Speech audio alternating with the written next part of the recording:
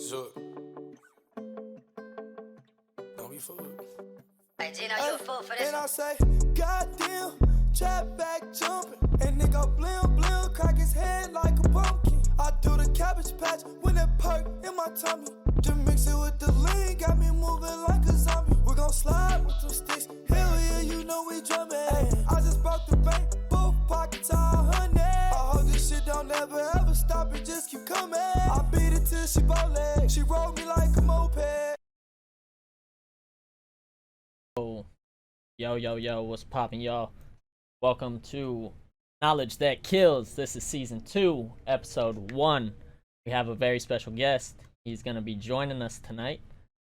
He's the GOAT, got credits with all the heavy hitters: Gucci Mane, Rick Ross, Kodak Black, Meek Mill, Quavo, NBA Youngboy, Lil Uzi Vert. The list goes on.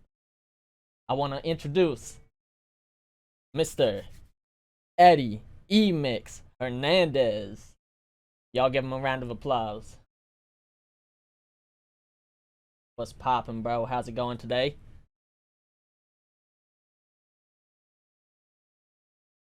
Yes, sir. That's hard work and dedication right there. Y'all take notes while you can.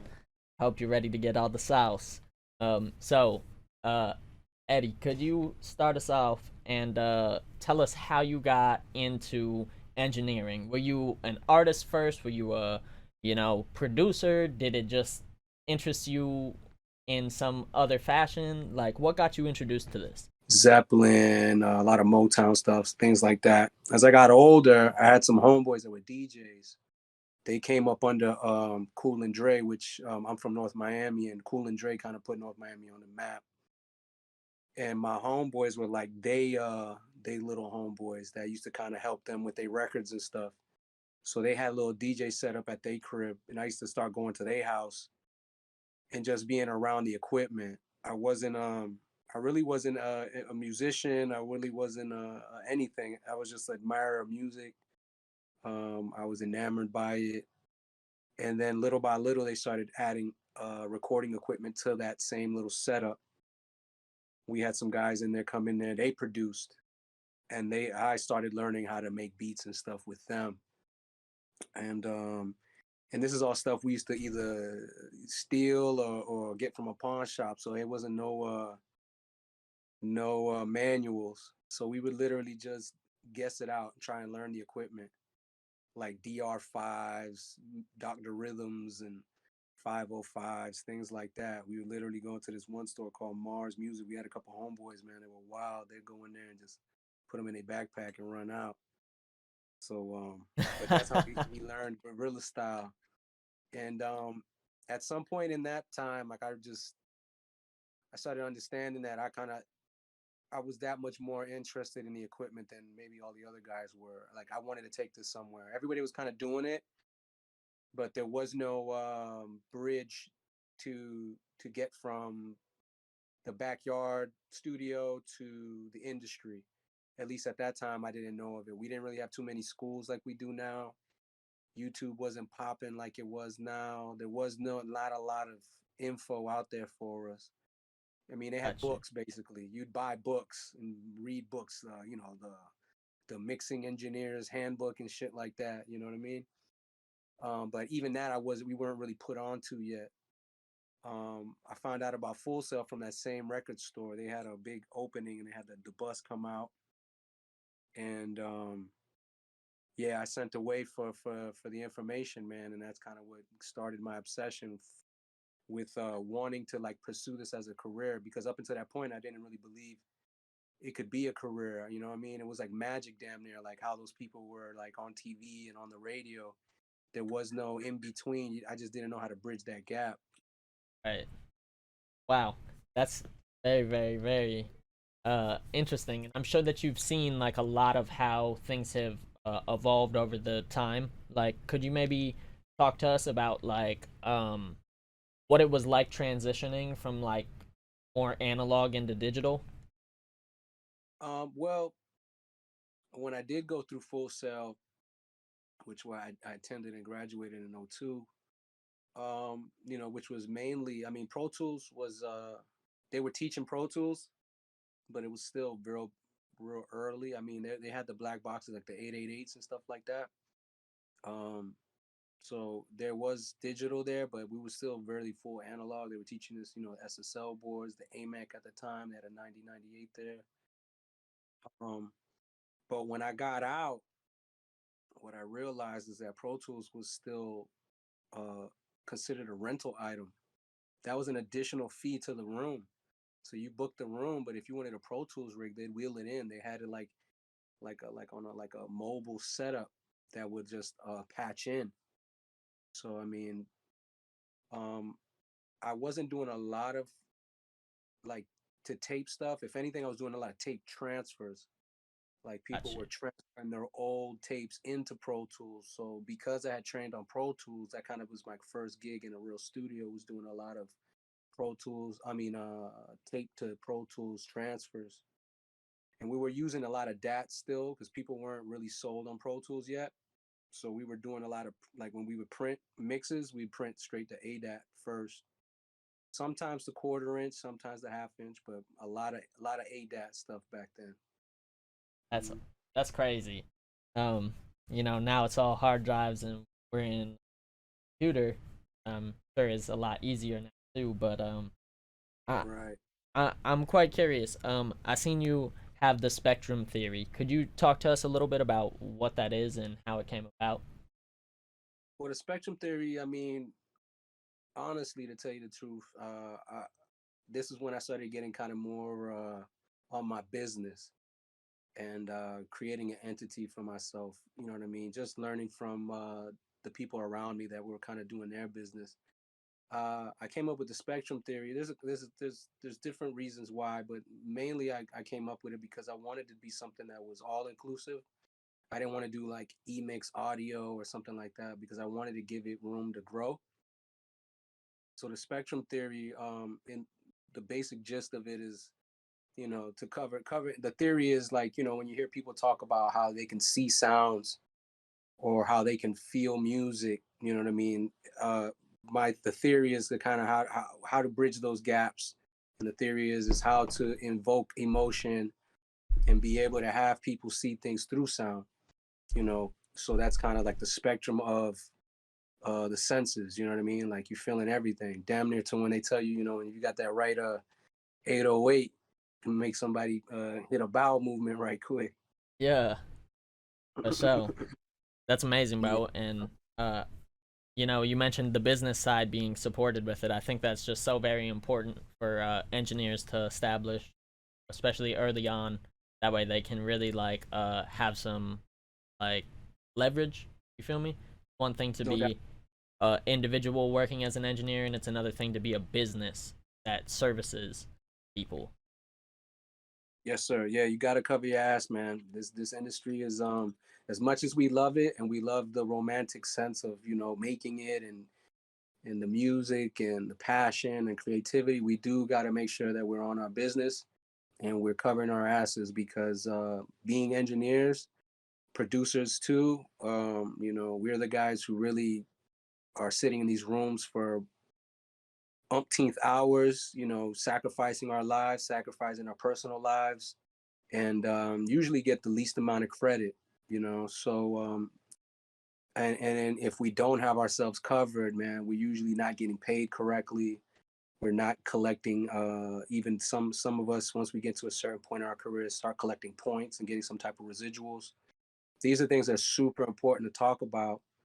The earlier, the better in your career, because we talked a little previous about this, where I got, I had to learn the hard way over years of assuming that people would appreciate the time put in, the effort put in, and then having the hard reality that they don't, and they're going to move on. And if sometimes if you do start to demand your worth later, now they think you're acting a type of way, and now they'll move on to somebody else that's going to reap the same benefits of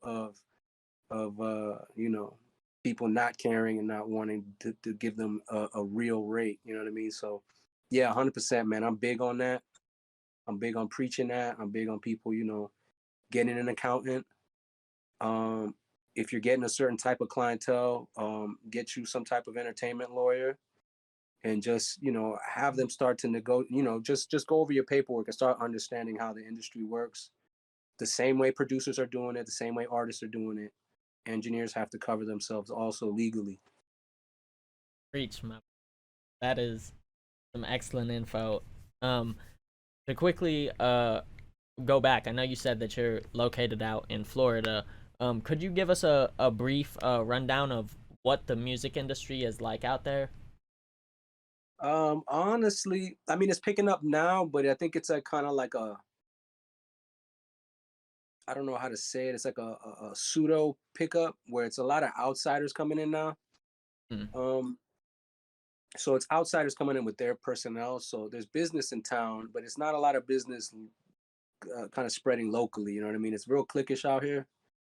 It's a hard market. I'll tell you the honest truth. I mean, even when I came up, there was like the big three, big four out here. It was, We the Best, MMG, Cash Money.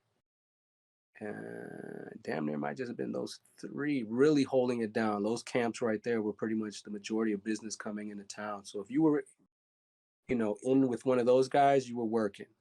There was work outside of that, but it was far and few between. There is a lot of artists out here. There's a lot of talent out here, but sad and probably what people would say in their own hometowns. It's kind of like you feel like you have to go somewhere else to make a name, to come back here. Got you. Yeah, so it's a weird I always call it the wild wild west. Every man for himself out here. You got to be a gunslinger. You got to be fast on the draw, man. It's actually made me the entrepreneur and businessman that I am, because it made me have to really, like, again, see those harsh realities and fight for what was mine, and get the respect that we all rightfully should have. Facts. That's Yeah. super glad to hear it. And I want to quickly move into our next topic. I mentioned you have a fucking shitload of major credits, man. Like, the list literally goes on, all the top dogs in the industry. But one man in particular that I'd like to talk about goes by the name of Gucci Mane. You had told me you track for him, and obviously you mix some of his records as well. Could you maybe give us a rundown of what a day in the studio with Gucci Mane might be like, or what mixing one of his records kind of involves in your process? Well, tracking Gucci is no breaks, no fucking around, straight to business. He doesn't book anything more than an 8-hour session, and if we usually, and even if he books an 8-hour session, he's out in about 6 hours. And in those 6 hours, he's looking to try and get anywhere from 3 to 5 records done. He's straight business. We get in there early, we leave early. Like I said, ain't no hanging around. If we got a producer in there, we're getting the next beat up. I track it. We'll listen to it down one time, and then we're off to the next one. We're not even rough mixing it. We're going to the next record. Because his thing is like, well, you can mix it and clean it up later. While I'm here, we're laying shit down. And then when I leave, by the time I get home, you should have already had the rough mix ready, and then it'll be in my email, and I can listen to it by the time I get to the house.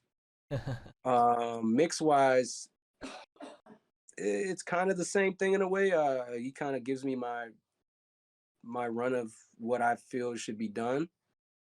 Very, very seldom does he have too many comments. It's pretty much I need this shit to hit, and then I deliver. We've got a good relationship like that. From time to time, I just kind of spice some shit up, throw something in there. I won't even tell him I did it, and just kind of like squint and see if he likes it. Usually he does. Usually he's like, yeah, that was dope. And we've been doing that shit. I think we're, man, I don't know, about 10, 12 projects in now. Wow. Yeah, he works a lot, man. We were doing about 3 to 4 albums a year, including like compilation albums with the label and stuff like that. So we do a lot of work. That's amazing, bro. Blessing to stay busy. Definitely a super cool artist to be working with. Um, 100%. I see that you also do like a lot of the 1017 crew as well. Could you tell us about like what working with any of them is like? Well, when I'm working with them, it's more of kind of like an A&R kind of thing. I'm Gotcha. more just in the room, just kind of bringing that energy that if WAP is not there, that I'm kind of being like a representative for him. You know, they're all younger, and you know, me and WAP about the same age, and we come up under the same grind and work ethic. You know what I'm saying? So it's just about making sure shit getting done. You know, getting a good rapport with them. I like all them cats. You know, Pooh, Fujiano, Walk Dog, Hot Boy West, Enchanting. Who am I missing? Big Scar. You Uh, know, all those guys. You know, just about being in the room and vibing with them and giving them that you know that grind vibe, that grind talk. Let's get this money. Let's keep this shit pushing. Almost on the same, like I told you, like WAP don't want to just waste no time. So younger cats tend to like to waste some time, hang the fuck out, order food, roll up joints, and it's been 3 hours and ain't nothing got recorded. Like I'm the kind of guy that I don't even like that. You know, some people will tell you like, oh, but you're getting paid anyway. It's like, I like to get paid and accomplish something for the day. So that's the influence I bring. But for the most part, man, just vibing with the young cats too. You know, they bring something to the table too. They teaching me. I'm learning the vibe from them also. So it's a mutual thing. Yeah, and then I mix some of their stuff from time to time, depending on the project too. That's super awesome, man, and that's a big gem, you know. Just the way that you kind of build your relationship with the artist and giving that input, you know, being able to take control of a session. Like an engineer is the captain of the boat. If shit's going wrong, you either fix it or you sink the ship, and that's kind of what it is.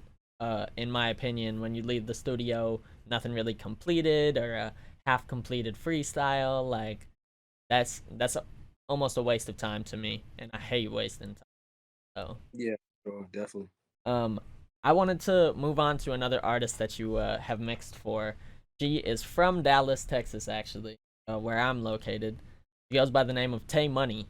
Um, Oh, uh, could you talk to us a little bit about what it was like? I've seen you mix a few of her songs, actually. mm-hmm.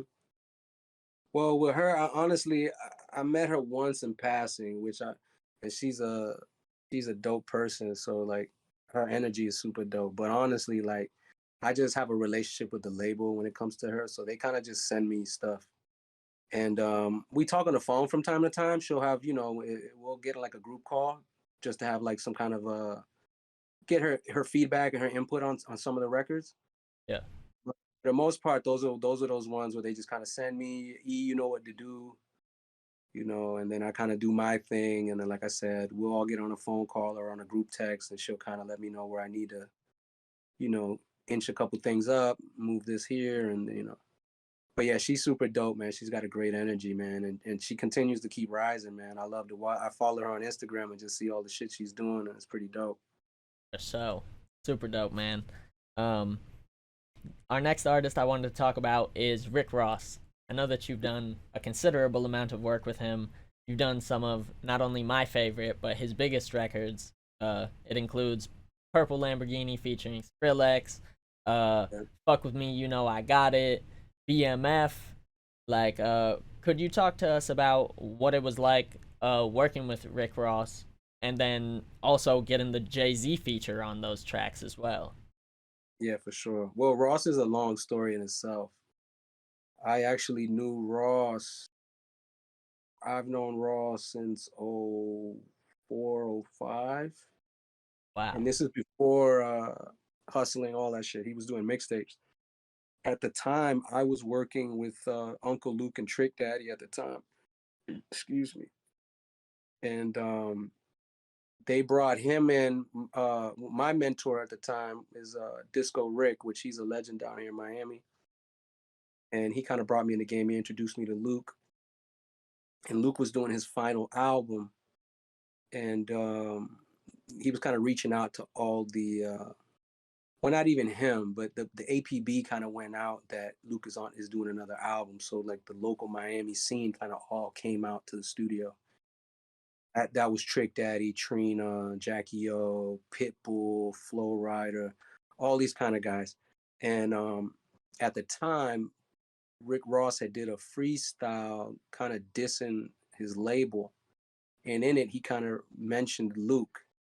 And Disco Rick had played this to Luke, and Luke loved it. It was like, hey, we need this guy on the album. And Rick Ross came through, and that was the first time I met him on that project.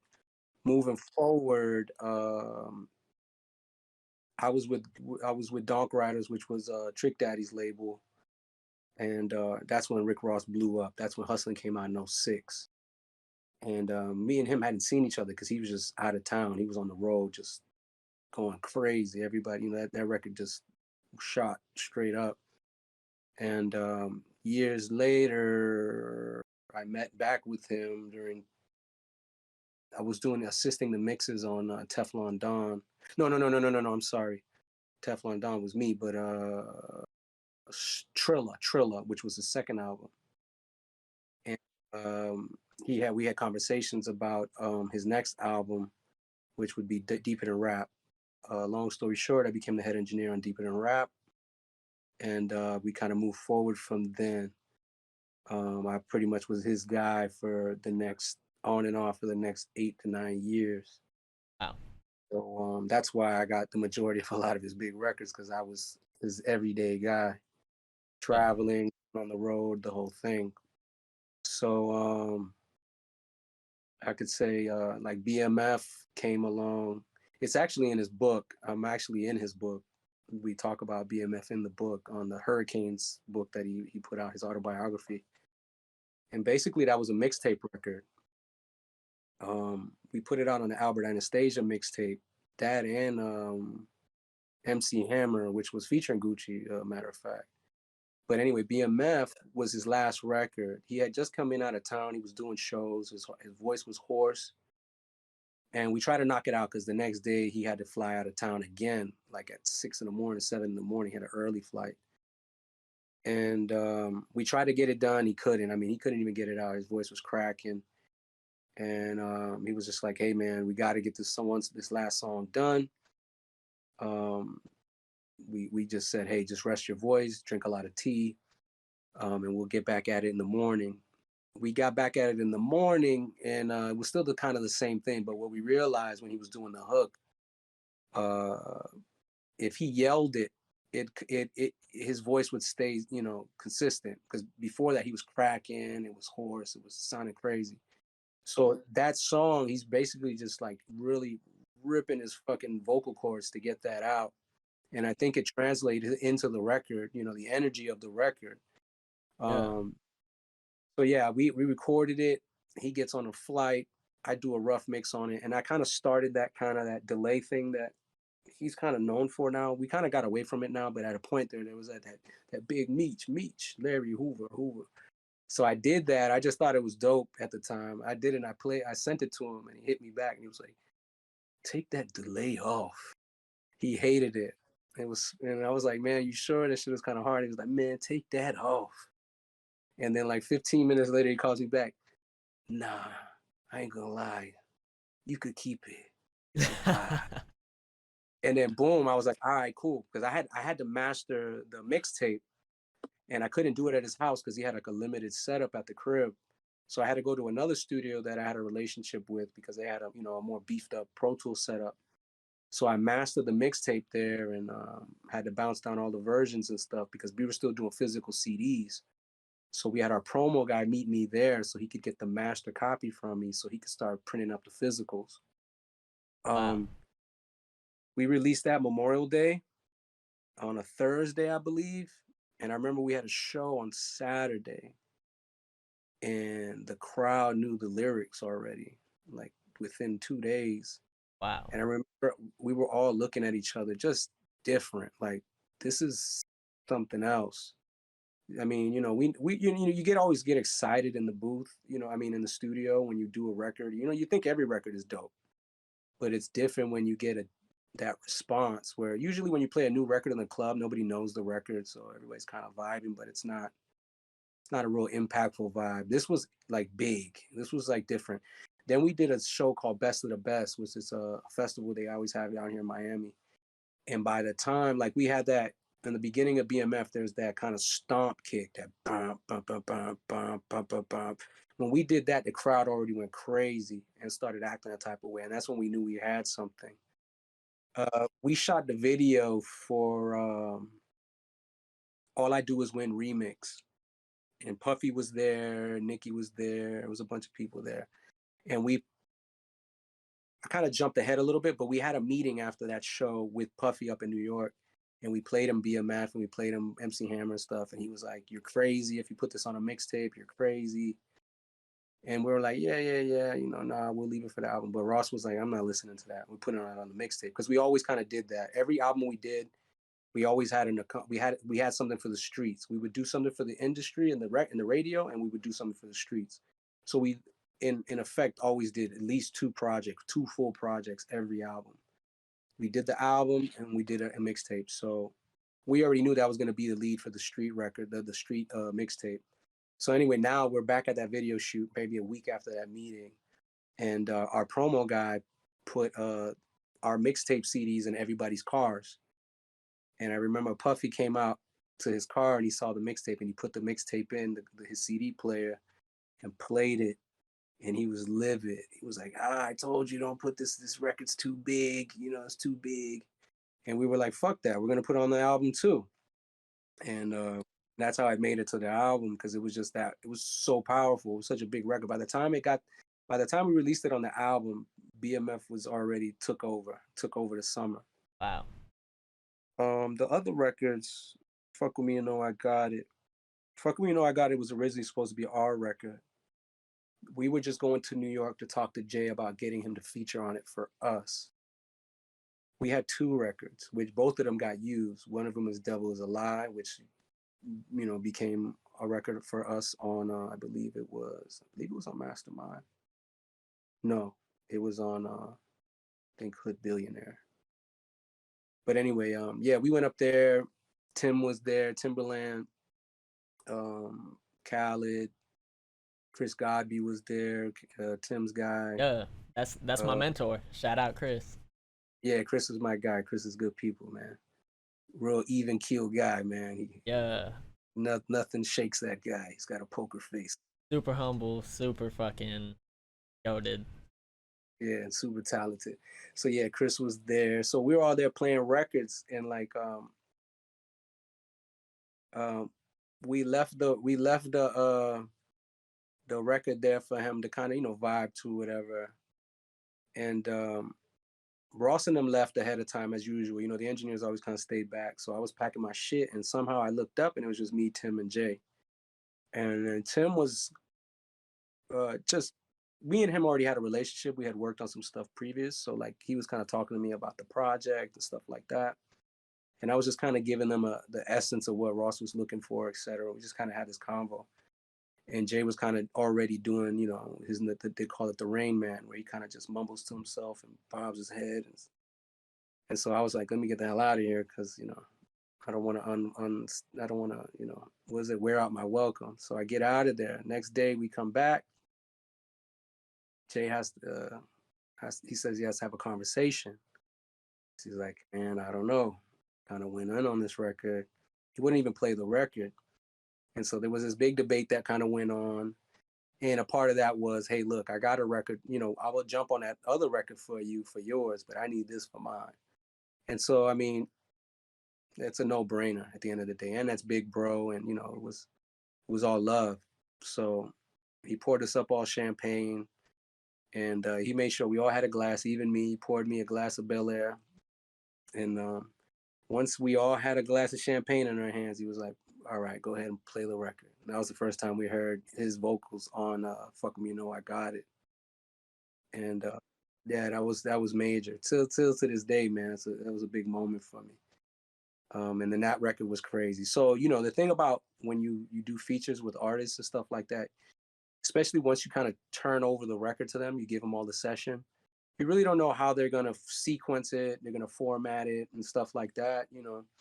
They can move shit around, put themselves first, just redo the hook. And so I remember when the record came out, how surprised I was when I heard it, and it was Ross's hook, Ross's verse, then Jay comes in.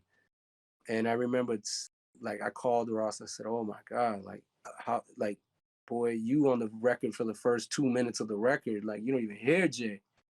And so we couldn't believe that he actually kind of kept the record intact the way we had the record already, and rightfully so, because I think that's just who Jay is. Jay knows what's going to be best for the record. It's kind of the overall bigger impact than just his own ego to kind of like, well, I'm not going to let him stay there. We're going to put me there. The impact of the record worked exactly how it was supposed to be. And that, shout out to Jay for kind of seeing that. So the record came out, still a huge record, still gets a huge response whenever Ross performs it. And that was a cool experience. Yeah. And then it was actually real cool because not like a lot of features. I actually got to be in the room with Jay. I actually tracked additional drums with Timberland on that record. So it was actually a real cool hands-on experience.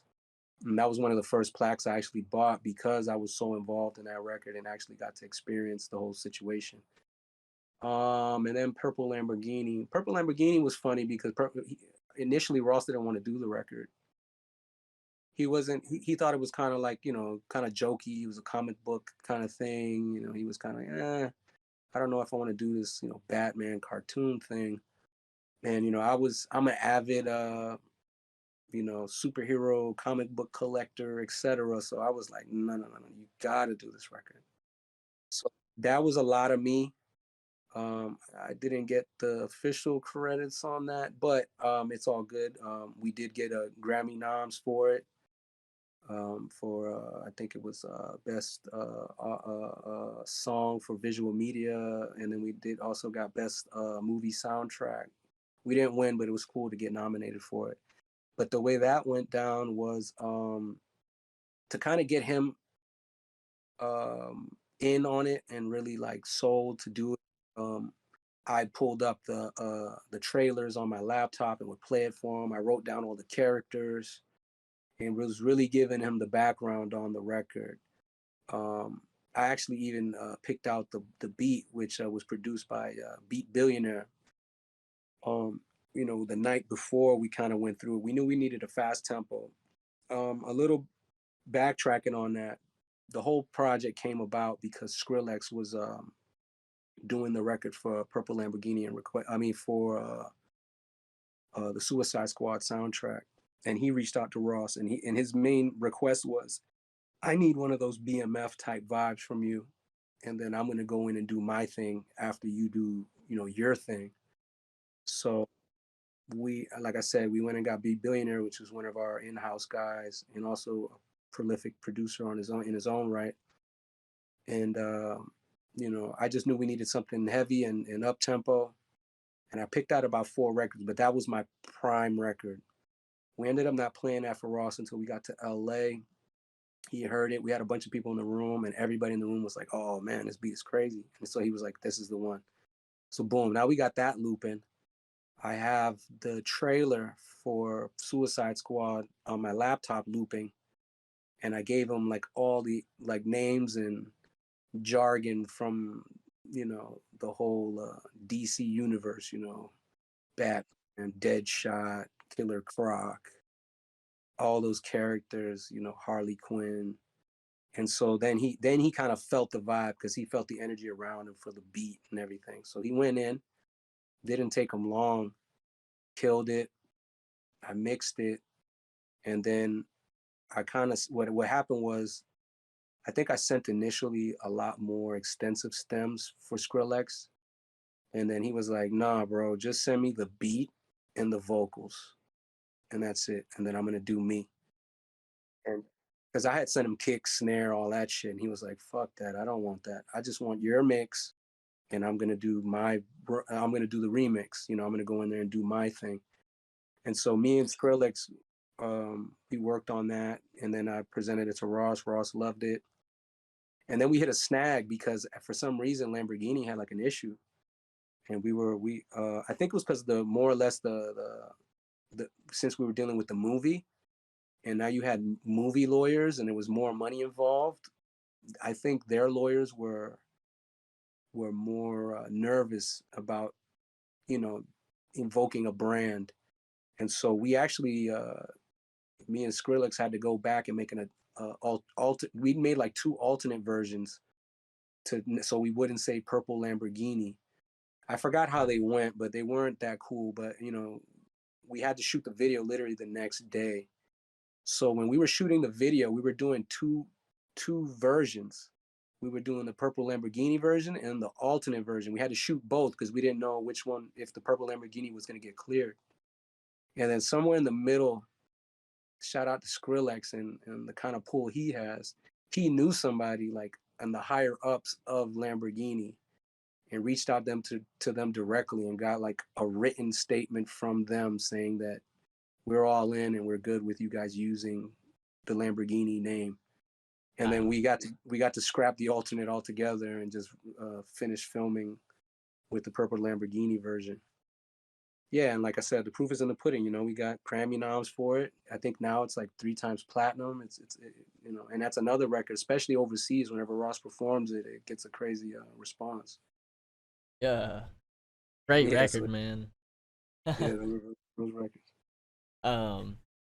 Man, that was just so many cool experiences. Super awesome. Thank you very much for sharing that. For our next little segment, I wanted to get into your process. Are you an analog kind of guy? Are you a plug-in kind of guy? Do you use hybrid setup? Like, what's going on with that? Yeah, I'm a hybrid guy. I do a lot. A lot of my analog stuff is set it and forget it. I have uh the 5059 satellite, the Rupert Neve 5059 satellite, going into the master bus processor, also by Rupert Neve, and that's basically emulating a console. It's really a set it forget it. I kind of zeroed everything out, so everything's at zero, and then I just push them the way I want to push them. The reason for that is that in the beginning I was kind of like using them as faders and blending and mixing on it, but just recalls. It's cool when you're doing one song at a time, but then when you're doing multiple projects and you have to like go back and do a tweak here and there, it was just ridiculous and it got crazy. I was taking pictures with my phone and saving them in the session, and it's a pain in the ass, especially when you're doing multiple projects. So then I got it to a point where it's just a set it and forget it. I like it to go through the transformers, but most of the heavy lifting is in Pro Tools with plugins, and I kind of get all that going in there. I will kind of hit the master bus in the 5059 hard sometimes, where I will see some red lights, just to kind of get that analog saturation, because it's a whole lot of transformers in that one chain. You got transformers on the input, on the output, on both units. So yeah, it's a lot of harmonics going on there. So yeah, so that's kind of my setup as far as just general. You can definitely hear those harmonics in the mix. It's a wall of sound anytime there's something. Very, very good. Could you maybe give us like a top 3 or a top 5 go-to or favorite plugins you've been using lately? Go to. Probably specifically for vocals, or if you want to do something for 808s or. Well, 808s, we'll go down. I guess we could go drums and stuff. I mean, it's pretty simple. I think I saw something that Mike Dean talked about one time, and I'm kind of the same way. And one of my mentors and somebody that I worked with a lot with Ross in the beginning, mixing wise, was Leslie Braithwaite, and they're both pretty minimal when it comes to the drums. As far as, I mean, a lot of that stuff, if you think about it, has already been EQ'd and processed in any whatever program they're using. They've already EQ'd it and did all this stuff. So there's not too much I'm doing crazy. Sometimes I need to, help. Sometimes the sounds aren't as good as what comes out at the end. You know what I mean? It's definitely a heavy lifting on my end. But for the most part, man, What I do like to use is the Crane song. What is that? Crane song. Damn, I wish I had my session open so I could see. Probably somebody in the comments probably knows. But basically, that's more saturation.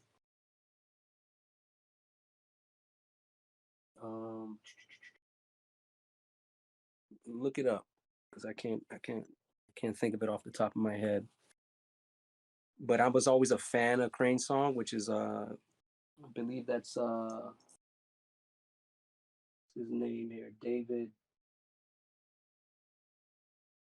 Oh, let me read his name here. Wow, his signature is terrible. But anyway, the Crane song was basically is a harmonic. He used to make the head unit, which The is Phoenix. like the Phoenix. Bam. So I use Phoenix on a lot of Shout my out drums. Fish. Yeah, I use the Phoenix on a lot of my drums, especially the kick and the snare, because it's got like it's it's got a lot of tone in it. There's other guys that have tone. There's there's the Culture Vulture. There's the Decapitator and stuff like that. But I think those are a lot more too aggressive. Gotcha. And I just need that saturation of kind of like it's really kind of giving me that crunch without losing my headroom. So I use some of that, and then I'll probably put on a Pultec EQ and just kind of butter up the bottom. Nothing crazy. If it's an 808, I'll boost some either 30 or 60 depending on the 808, the tone of it. Kick I usually boost around like 100, and it's not even a lot. It's just to kind of round it out. Just give it some, just round out the bottom if it's a little harsh. And I mean, after that, I usually am pretty good. But if not, sometimes because there's I'm saturating and I'm EQing low like that, some of my punch I might lose some of my punch. So I might get another EQ to just kind of boost that. Or I've also used some transient designers and stuff like that just to bring that, bring the crack back. Or they got one from Waves that I like a lot, the Smack Attack. Sure. Yeah, Smack Attack is pretty cool because you can kind of set your range of what peaks it's actually catching, and and then you have your sustain knob where you can kind of make it really like a real like just a punchy kick and kind of take the sustain off of it, so it's just all hit. So you can play with those, and somewhere in there, I get what I need there. Vocal wise, I like the distressor a lot, the UAD distressor. I like UID better than the real distressor. That Yeah, bad. I've never did the shootout. It's just more But transparent. nice. But yeah, that's definitely on my chain always. I still have an SSL G series on there, 400, because when I was using the board, I just know how to get my vocal where I want it, especially when I'm kind of carving that low end and getting some of that boom out, and focusing the where where picking my section of where I want the vocal to pop. What else? Everything else is kind of like interchangeable in a way. I still use stock. I still use a stock RE6, not stock, but the RE6, the Renaissance. I use an R comp from time to time. Are you a Fab Filter Pro Q3 kind of guy, or you got a different EQ? No, I do use the Fab Filter Pro Q3 too. I like it too, especially on vocals too, because definitely if I got some funny frequencies, I'll definitely go into that kind of that multi-band mode and kind of just use the dynamic bands on it, so I can kind of just work some specific areas that are kind of just poking out. I Yeah. also use those on actually I use those more on instruments than anything, like not really necessarily drums per se, but on instruments. Especially a lot of producers these days are sending me a 2-track with all the instruments on it. They'll send me split out drums, but they'll send me like the sampled, music. So I definitely use the Pro Q3 on those a lot to kind of really kind of just mold it and blend it, kind of make it do what I need it to do. Because then you got multiple things all on 1 or 2 tracks. So you Right. definitely got to command different sections, different ways. Man, excuse me. You Go ahead. you mentioned a 2-track. I'm curious, how often are you like mixing a 2-track versus mixing stems? Depends on the client, depends on the project.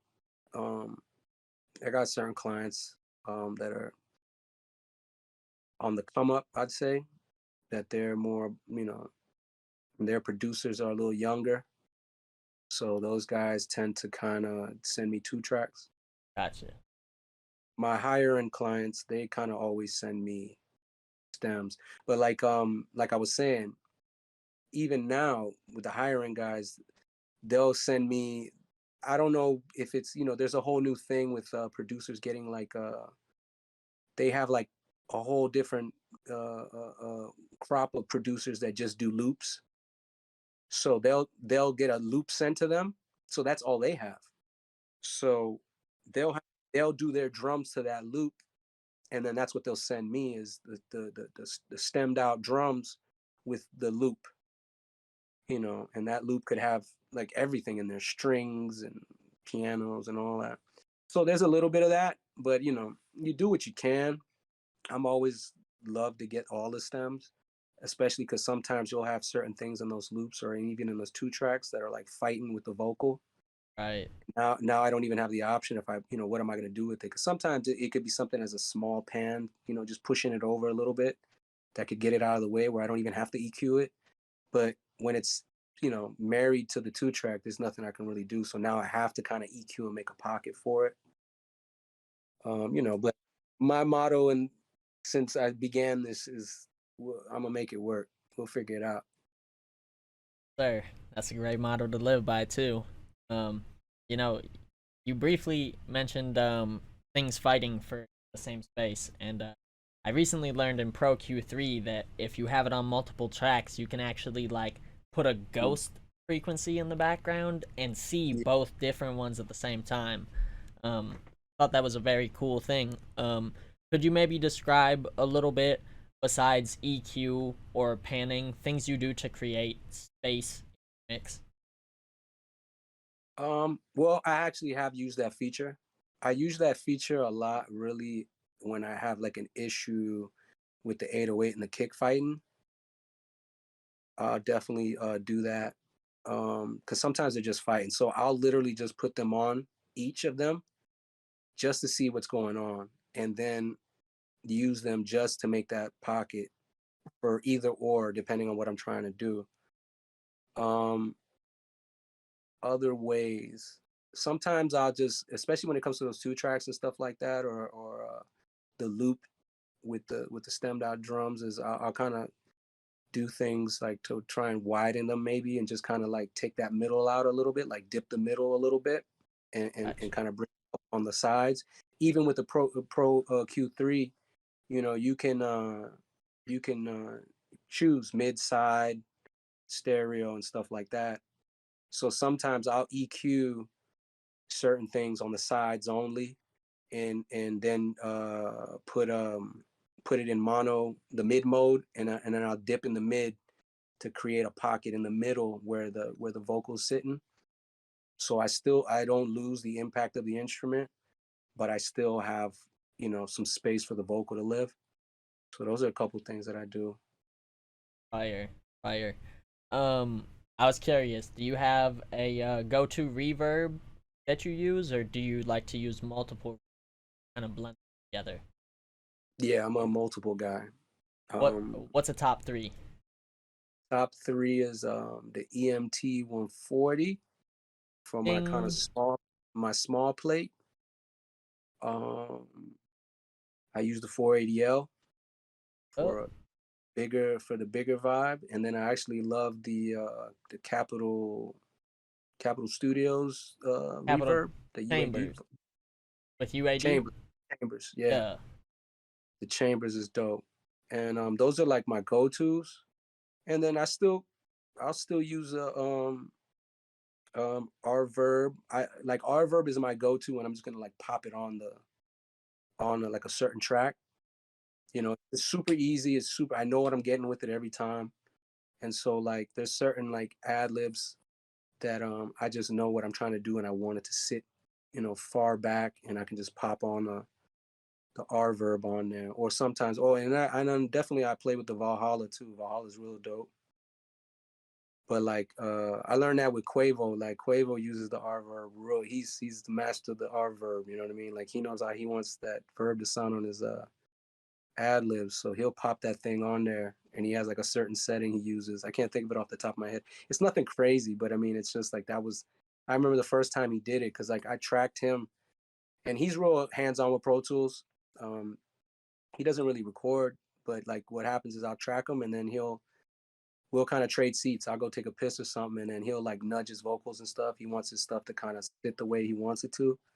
And then he'll pop on the R verb and get that signature, mama, that big verb thing he does. And so when I come back, I saw it, and I ain't gonna lie, the first time I saw it, I was like, gem, I got one. The Migos verb, you know. So yeah, but I mean, rounding out the whole thing, and I know we're gonna talk about some more plugs because I love to talk about them, but honestly, man, going back to what I said earlier, I'll get it done with whatever the hell I got. You know what's another cool reverb plugin just off the top that I like a lot, but it's CPU heavy is the Seventh Heaven. Seventh Heaven. So they got like a whole like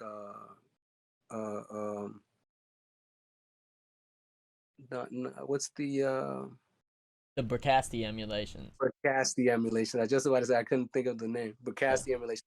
Those emulations are amazing, man. They sound great. Thing is, like I said, it does get CPU heavy sometimes, so I have kind of veered away from it because like I said, between those three plugins, the three I told you, I get a blend. It gives me kind of what I want, where it gives me that space. My thought process when it comes to reverb is really just creating the space more than hearing the verb. It's more about like where's the back wall at? Like what venue are we in? And how far is the sound on the stage traveling before it hits the wall? And so I'm trying to create that wall, wherever that wall is, you know what I mean? Like how far back the wall is or how close the wall is. So I'm definitely playing with pre-delay. I'm playing with room size. I'm playing with decay. And all of those things are coming into play on each of them if I'm blending them to make sure I'm getting what I need out of each one. So I'll start one by one and kind of like be cool. Okay, I'm good with this one. I like where this verb is kind of hitting and slapping back or whatever, and then I'll go to the next verb. And all of them real ginger, just enough to kind of create the space, more so than just hearing a washed out sound. That's some sauce. That's some big sauce. I got a couple more questions for you, and then I think we're gonna move to the Q&A because we're already getting a lot of questions as well. When it comes to compression, are you like a multiple compressor kind of guy? Do you like parallel compression? And what kind of ratio do you typically use? Yeah, I do multiple instances of compression. When I'm tracking, I'm not gonna lie, I'll probably just do like one. My tracking template is pretty simple. It's all waves, and the reason why is because every studio you ever go to in the world is always gonna have waves. I used to run that at one point when I was tracking, man, where I would use more like signature plugins, and then I have like a real quick story where we went to New York one time and we were just gonna do a regular tracking day, and then Ross told me like he's like, "Oh yeah, Puffy's coming. He wants to listen to the album." So I pull up, some of the mixes, and like half of my shit is not pulling up, and I was, oh God. So I had to do all this like mixing on the fly, real quick, just to get stuff to sound audible, so that they don't notice like this isn't the mix. So then I kind of moved to a more like just user friendly, global friendly setup. So, and just super simple. So yeah, I will definitely crush a lot harder when I'm tracking, just to kind of just to get us moving. You know what I mean? Especially when depending on the artist, if we're like doing multiple punches, where they're doing multiple punches and certain punches are lower than others. I'm doing clip gains and shit like that. But overall, I'm kind of crushing everything so I can get some type of consistent sound coming out, and then I'll have like a limiter on the end. When I'm mixing, the instances are a lot less aggressive. Um, Depending on the overall mix, though, if I have a busy mix, then I'm definitely crushing the shit out of it, and living it up. It's almost like a rock song at that point. When you have like these kind of like a BMF or I'm just trying to think, like those older down south records that just had strings and 808 and an 808 bass and it just and just so much shit going on.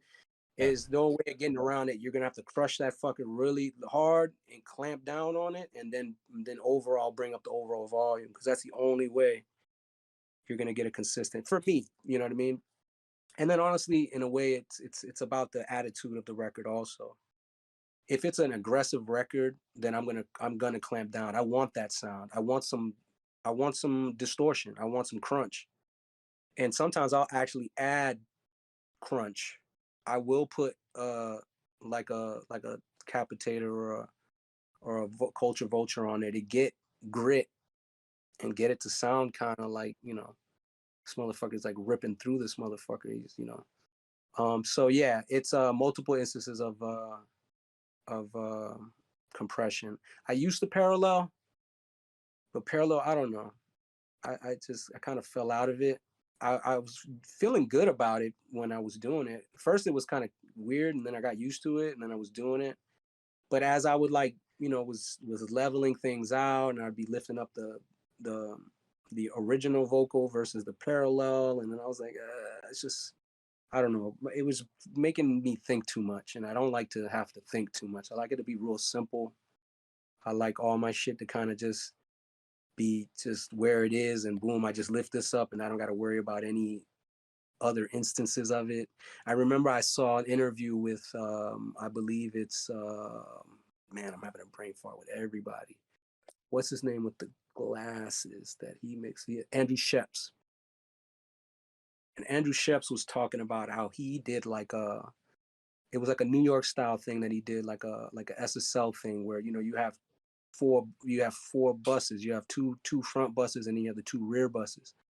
And he was talking about how he emulated that in Pro Tools, where he'd have like a second bus to run the whole mix through, like a parallel. And I was doing that for a while, and I thought it was pretty cool. But again, I just got confused, like not confused, but it was just making me think more. Whenever I would be like, well, I got to bring this down. And then I was like, do I bring that down? And if I did, I felt like I was losing something. There's guys that are amazing with it. You know what I mean? Jason Joshua and those guys, they live and die by it. But for me, and again, a lot of my mentors that I've been blessed to work with, they were so minimalistic with everything that I just decided to, like, just keep it simple and keep my creativity flowing instead of having to think too technically on where things are routed and things like that.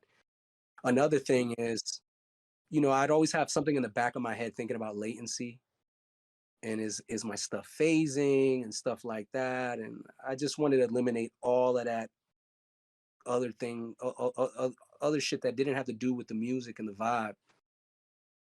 But Oh. shout out to everybody that rocks it and rocks it well, man. For sure. It's crazy. I have a very much so love-hate relationship with it too. Sometimes I use it and I'm like, this sounds great. And sometimes it's just like, it's hard to find that true balance, especially when you got to make a lot of revisions or, Right. Sometimes it doesn't always translate how I want to sound a little softer in my particular studio, and then it'll feel too aggressive. But there's like two more questions I think I have for you, and we'll move to the Q&A. The first one is your vocal recording chain. Do you have kind of a standard one, or do you just like rotate with what a studio has in mind? How do you go about that? Basically, it's a de-esser, the R de-esser. the REQ, R comp. I'll have a Q10 on standby just to do some notches on, and then I'll have an L1, and that's basically it. What about like microphone, preamp, compressor? Do you have like? Uh, what's I just had a conversation. I was in the studio with ATL Jacob the other day, and we were in Criteria here, also known as formerly known as the Hit Factory, and he was like, "You got a C800 in there?" And I was like, "No." I said, "I don't like the C800 on rap vocals." And his eyes got so huge. He was like, "You're the first person I've ever heard say that in my life." I said, that shit is gas to me, it's expensive mic, but it's also a real high-endy kind of sizzly mic. And for me, for rap vocals, I want that bottom. I want that low mid grit. I want it to be gritty. I don't want it to sound rich. I want it to sound fucking rough. So I mean, coming into the game like with Ross, like Ross's go-to was a U87 going into Avalon. And people scoff at that shit. People used to, especially back then, I used to feel a type of way when I tell people, because they'd be like, oh, because everybody. But the thing is even as a person in my personal life, I'm not one to run with the masses. You know what I mean? So all of a sudden, everybody hears C800, 1073 going into CO1B. Now that's the go-to. We all have to use that. Almost immediately, I look at that and say, why? Why is that your decision for everybody? Why has this become the cookie cutter setup for everything you record? It can't be. You got to remember the C800 became famous because of Mariah Carey. You know why? Because it brings out the qualities in Mariah Carey's voice. She has a whisper voice. She sings with a rasp. It's a whisper voice. So those highs, that sizzly high, brings that tone out for her. So once they heard you make hits with Mariah Carey, all of a sudden, oh, well, I want to put that on Gucci Mane. Why? Because it's rich. Also because it's expensive. So everybody wants to get the most expensive mic on their vocal, and they think the most expensive mic is the vibe. You know what I mean? Preaching right now. No, 100%. I mean, you got to remember, man, once you get to a certain point of this shit, you're going for tone. Once you understand what you're getting, different. Every mic is a different tone. So what tone do I want for this particular artist? I'll fuck you up. I remember, when I got validated for the U87 Avalon chain was when I was up there with Jay and them. And I remember they had Kanye set up, which Kanye had a C800, 1073, CO1B. And then, because as a matter of fact, Chris was the one who was telling me, he's like, hey, we got both chains set up. You could use either Jay's or Kanye's. And guess what Jay's was? U87 into an Avalon. Wow. And I said, look at this shit. Everybody talks shit about this fucking this chain, and this is what the GOAT uses. And then what fucked me up even more, talking with DJ Swivel. Swivel shout out to Swivel, bro. That's my bro too. Hell yeah. Swivel will tell you he's tracked Beyonce on the 87, on the U87 into the Avalon. And you know why? Wow. And it was actually very cool the way he brought it up, was because the 1073 is notched.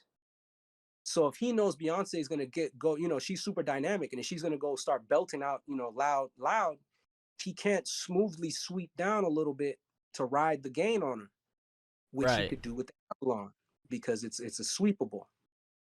Wow. So again, we're not looking at it as the name. We're not looking at it as the price. We're looking at it and how it fits, the situation at hand. And so, again, I've been in rooms that got everything you can decide to use. So yeah, definitely, I'll do I still like a 1073 pre. CO1B is cool. It's not a make or break for me. But mic wise, I go everywhere, man. If I got a place that can give me a 47 or a 67, I'm gonna use that before I even use an 87 or a C800. I'd rather give me the 67. Or for rap vocals, I love a 47. So I'm gonna get that real, especially on Ross. I'm gonna get that low boomy vocal on it. Yeah. So again, it's flavors, man. I just started using this mic the other day. These guys blessed me one. I know some people over there at Roswell Audio, I believe they're called. they got this called the Mini 67. And I've been tracking Gucci on it, and I've been tracking a couple other guys, and they've been impressing me. And everybody looks at it and kind of like scoffs because it's not like a big company. But I like those guys because they're a small boutique company and everything's, you know, hand soldered, hand wired. I like shit like that, man. I like shit where like, yo, this is like quality. I'm like holding artwork here instead of some mass produced, you know what I'm saying?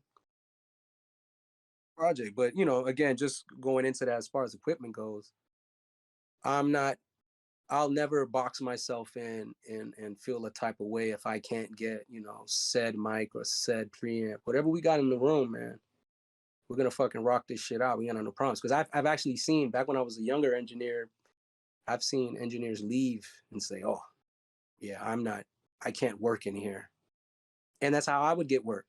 Because then the artist would be like, "Well, shit, who knows who else can work this?" I said, "Shit, I can," and then I'd have a replete client after that. Because fuck Yeah. that shit, being bougie. Oh, hold on real quick. Let me how do Oh, I yeah. get back? How do I Probably. Discord button? Okay, Yeah. bam. Yeah, I got a phone call. My bad, guys. All good. Um, my last question, before we move to the Q&A.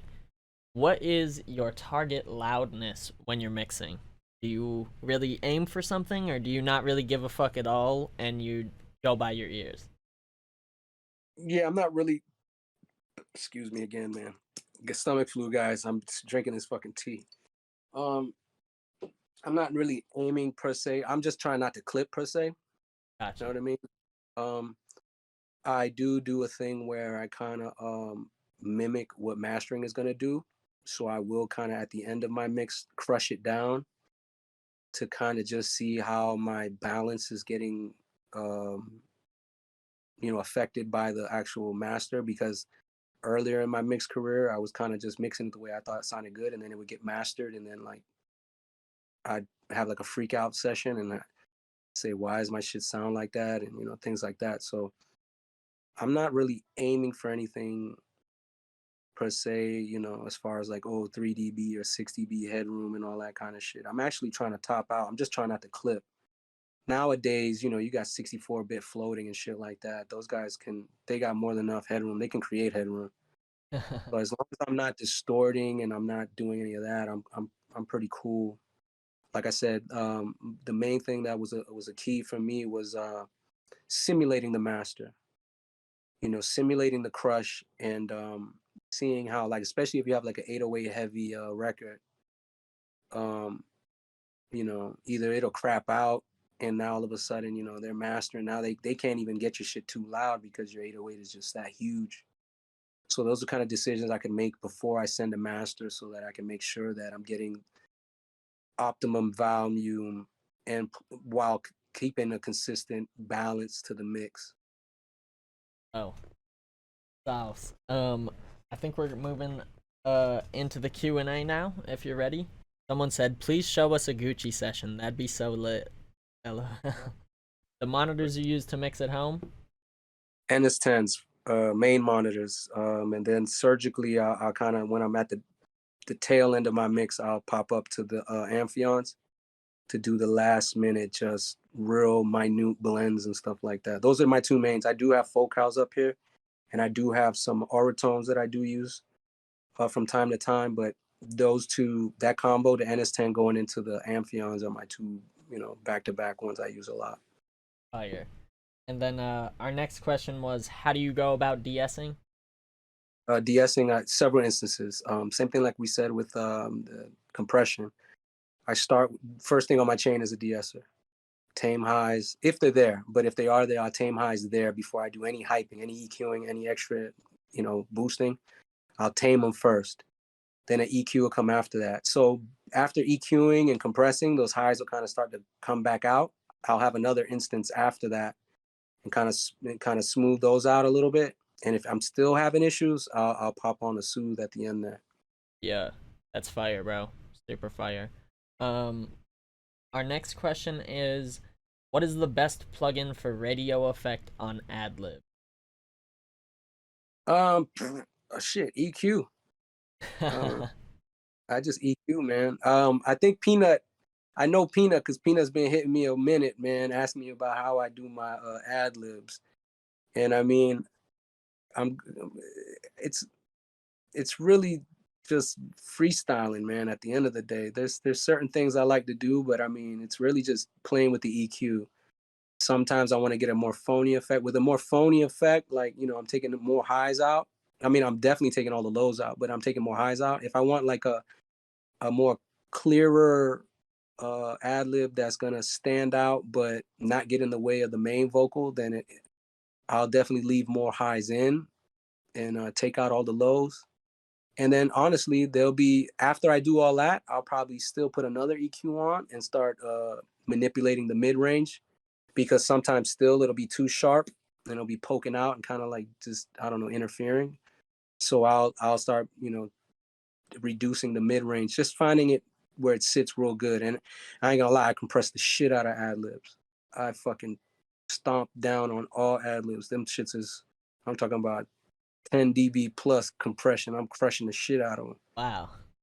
I'm just smashing them fuckers because I want them to be in the back. And one more piece of sauce is um fast attack, slow release. I want them shits to clamp down. I don't want them because the thing about it with compression is, the things that we want the main vocal to do, we want the ad libs to do kind of the opposite.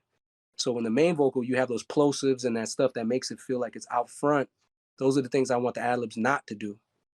So I'm taking all those plosives out. I'm fast attacking that fucker. I want it to be smashed and smushed. So that's what makes it kind of feel sitting back.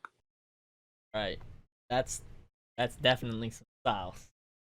Mm. Our next question says most annoying frequency or a frequency that you find yourself coming to often because of problem. There's two sections I guess I could pick is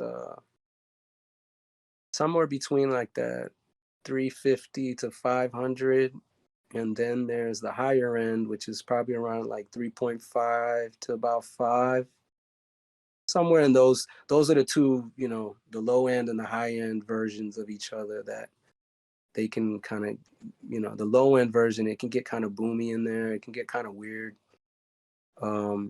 and so I tend to kind of pull those down a little bit, and then the high end, anywhere from that 3.5, even 3, I'll say even 3 to 5, you got it, you could fish around in there. 2.5 honestly can get harsh, you know what I'm saying? So let's revise again. Let's say 2.5 to 5 is usually somewhere in there. I'm gonna find something I don't like for sure. Yeah, that's my one teacher at school, his name's Tim Kimsey. He calls 3K like the hairy area. I think that's very much so like a great frequency range for the 2.5 to 5 because your vocalist varies. Obviously, girls typically tend to be a little higher in what, but um, our next question says, do you have your lawyer slash management handle all things related to getting points on sessions, or do you sometimes have to address that yourself with the artist? Well, I'm my own guy. I'm my own manager. So I'm the one who will initiate the conversation as far as my rate, and definitely points is a part of that. Once that gets kind of like agreed upon, then goes to the lawyers, and the lawyers will go ahead and fight that out for me, and because then it's just a law. It's that's exactly what it is. It's a legal thing at that point. You know what I mean? Like their label, my lawyer, etc. But I'm definitely initiating all rate talk and point talk, etc. Super dope. And I think that's very important too, because you got to be able to negotiate for yourself, really. Yeah. Our next question comes from Fish Jackson, and it says, if you had to pick a favorite flavor out of SSL, API, or Neve, what would it be? I would probably say I'm a Neve guy. I work and then SSL is a close second. I will say I love APIs on percussive stuff, so I definitely do. I love an API on my snare. I there's a crunchy thing that the API does on a snare that I just love. But I'm definitely a Neve guy. Like I said, with my outboard rig, and then plus I definitely use a lot of 1073 UAD 1073 instances from time to time, especially on my instruments, more so than my vocals and stuff. But on my instruments for sure. Because what I like to do with that sometimes, let's say I have like a bass guitar or something, I'm trying to add some grip, I'll overload the Pro Tool, the plugin, and just I want that crunch. So I'm trying to emulate that sound. So yeah, I'll do things like that with the Neve stuff. So yeah, and like I said, SSL is a close second because I still use a lot of SSL. I use SSL on my vocals, and then from time to time I use it on instruments also. And same thing. A lot of the times with the plugins, I like to overload those fuckers. Same way, like if you were using a board to see that little the little red light up on the board from time to time, I know that I'm getting everything I can out of it. Yeah. I kind of have this joke of like a Waves plugin isn't working if it's not getting at least 10 decibels of reduction. Some shit, you know. Yeah, for sure. Our next question comes in. It says, how do you feel about clone gear like Warm Audio, Stam Audio, and the company you got the Mini 67 from? I'm not mad at it. I don't get caught up in the whole it doesn't sound like the real thing. Because here's the thing. The 1073, if you have a 1073, let's say you go to a studio and they have 4 rooms and each room has a 1073. Not one of those 1073s are going to sound the same. Not one of them are sound the same. Not every U87 sounds the same. So so I don't get caught up in the whole hype of it's not the same. Same thing with the plugins. I don't really do shootouts. I don't really care to hear if it sounds so close to this or that. I mean, I've been a part of them, so it is interesting when I am, but I don't go out of my way. As long as I learn the gear and I learn what it's giving me, and it has something of a resemblance to the characteristic of how it reacts to sound, that's all I need. If you have let's say like a Warm Audio, like trying to think of a compressor they mimic. Do they mimic the 1176 or something like that? Yeah, they have an 1176 and a LA2A, LA2A, I think. all that. So yeah, so like we already know LA2A has a slower attack, and shit like that. So as long as it's giving me that same ballpark response, cool. I'm gonna make it.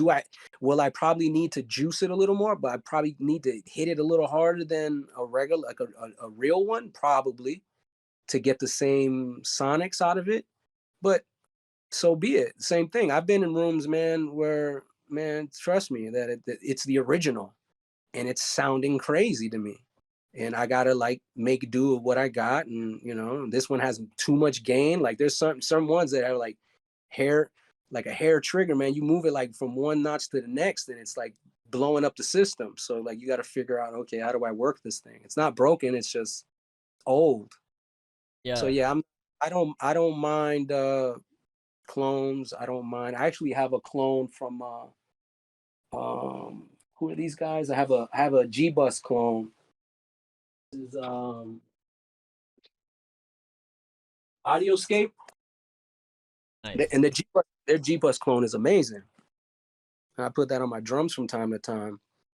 So yeah, I'm not mad at it. Plus, shit, man. Hey, it's about getting in the game and getting things working, man. So if they got something for a cheap price, man, I'm all for it, man. Because sometimes the name brand will kill you.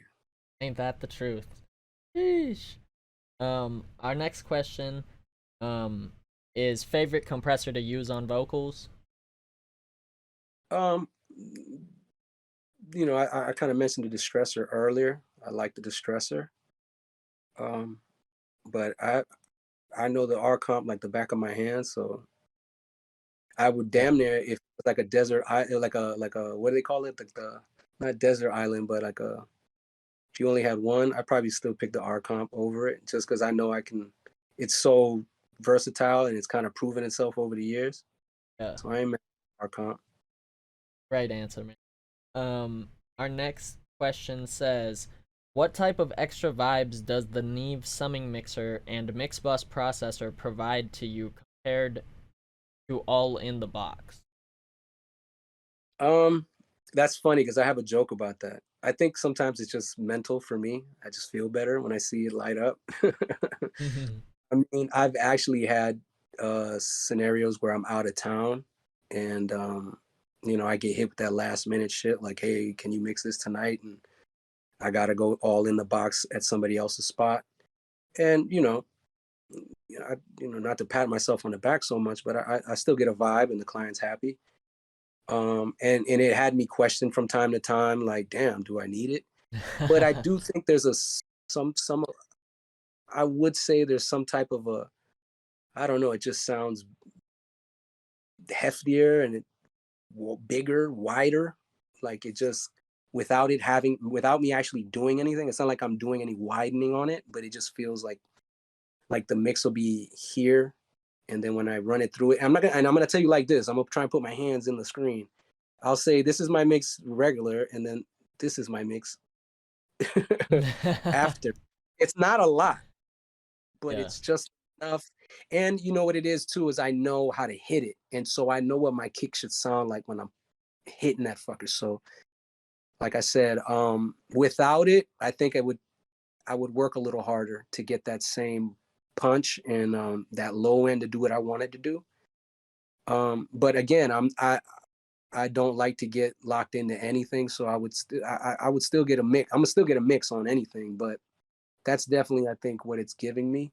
At least, like I said, subconsciously, Yeah. it soothes me. That was a great answer. For real. Let's see. Our next question says, would you say you mix more based off emotions or technical?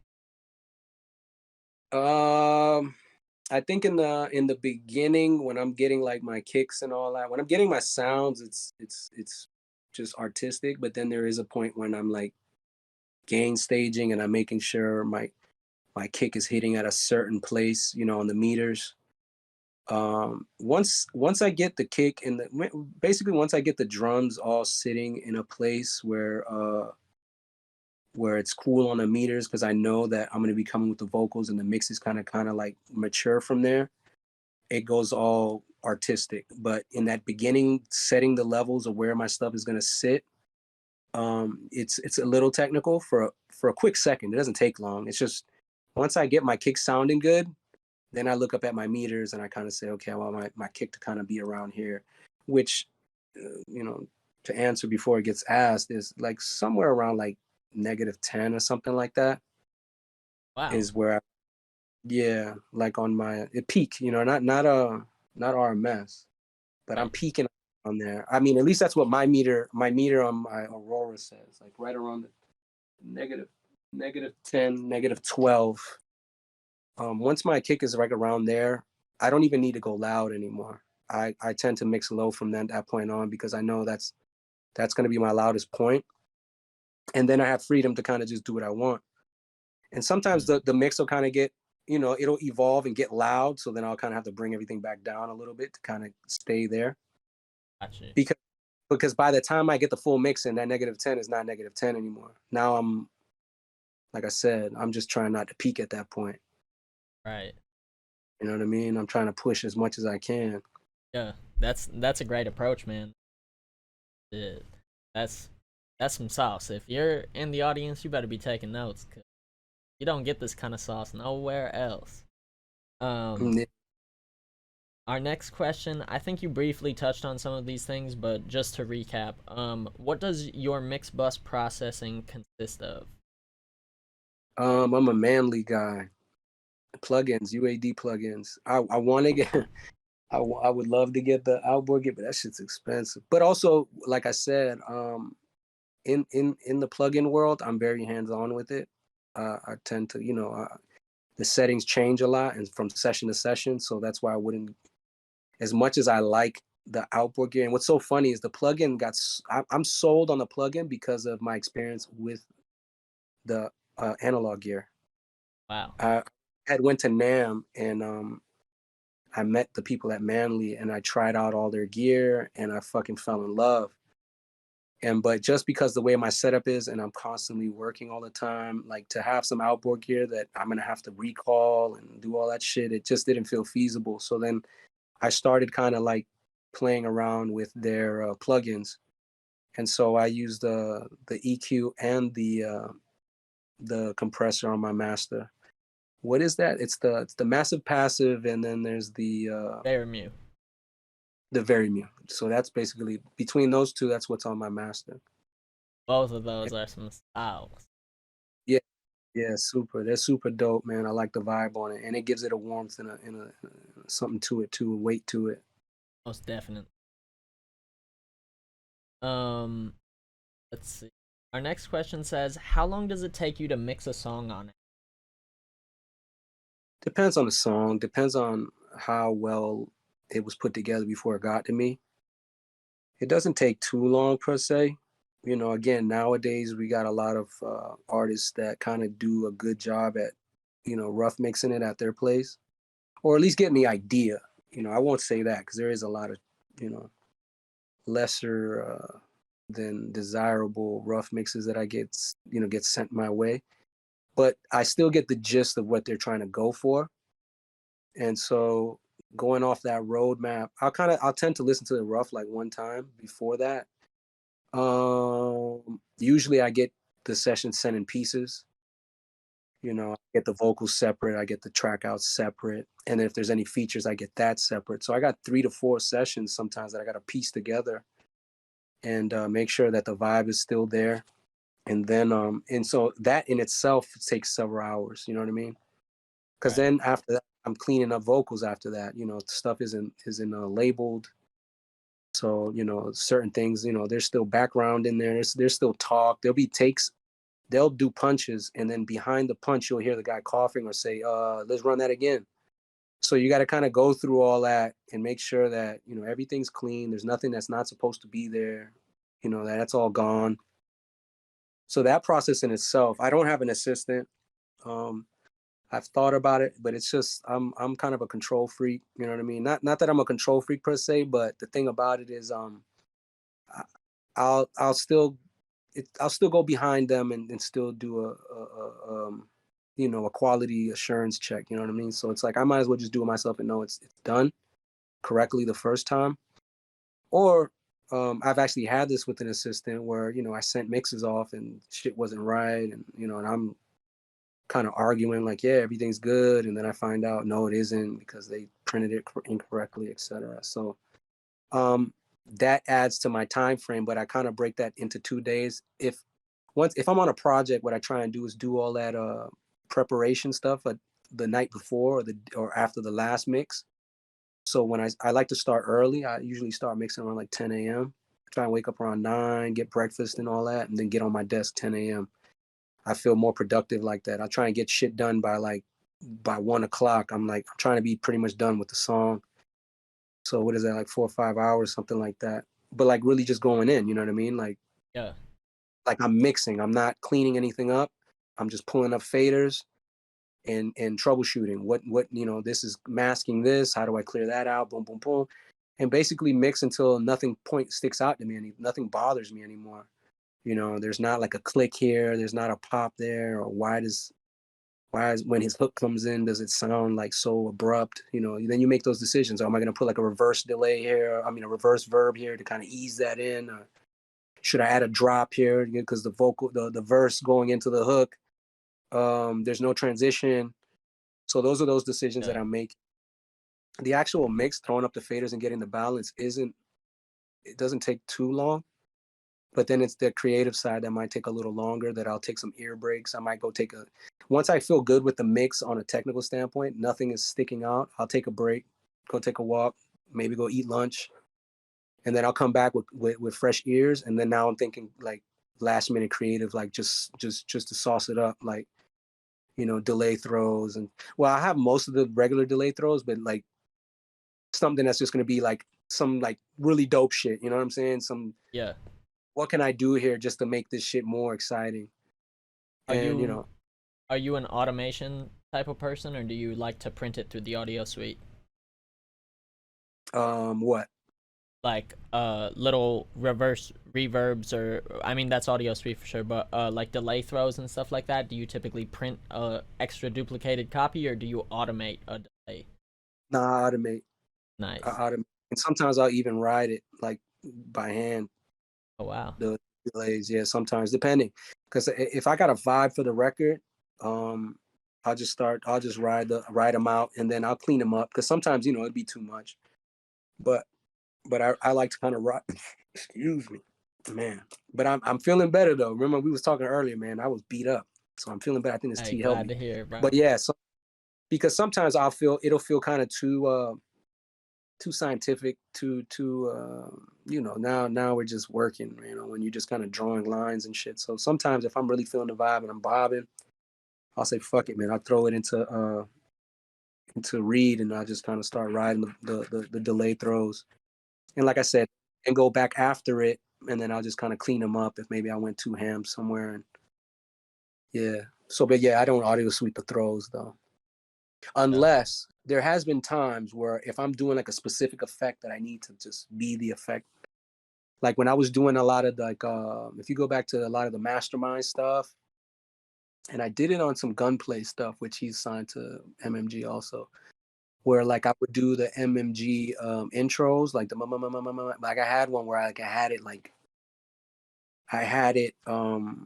modulating, I had it panning, and I had it fading all at the same time. It was like and it's like going back and forth, it's doing all this shit. So that kind of shit I'll definitely print down.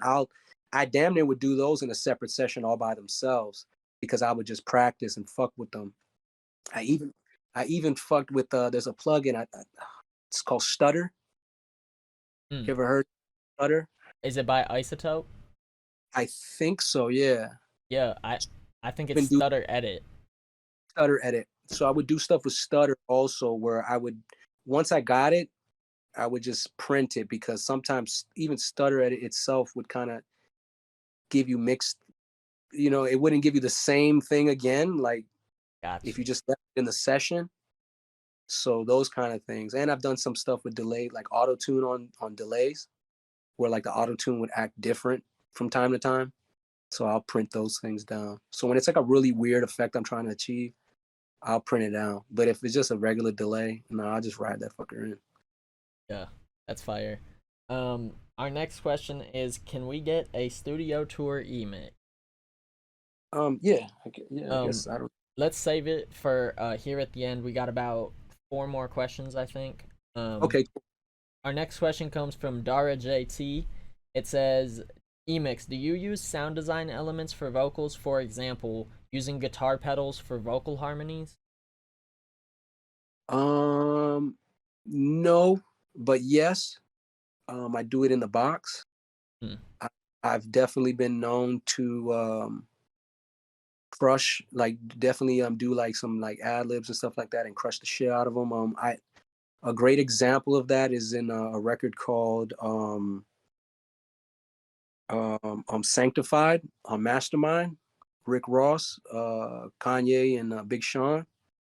And there's a in Ross's verse at the end of the verse, he said, I forgot the line exactly, but I remember like I really pump up this like crushed distortion uh, background vocal that I basically just copied his main vocal and sent it through amp simulators and Sans amp.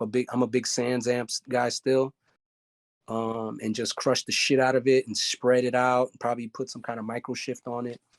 And so I'm writing it behind his vocals, and as like he gets to the end, I just start really going crazy with it and getting really loud. So I think he says something, I think it comes on when I say, he says he's the rap David Koresh.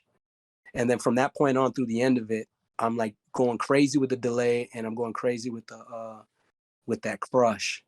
So yeah, I've definitely done that from time to time, and that's sometimes, and that was a time when you can really hear it. But I do it from time to time, sometimes just to emphasize certain poignant words when they didn't have a double. And it's not to really you hear the effect, it's just to give it some kind of element, like you sense it. You know what I mean? It's a feel thing more than an audible thing. That's fire. Super fire. Our next question comes from Melly Montana. It says, "How would you describe an ideal sounding mix?"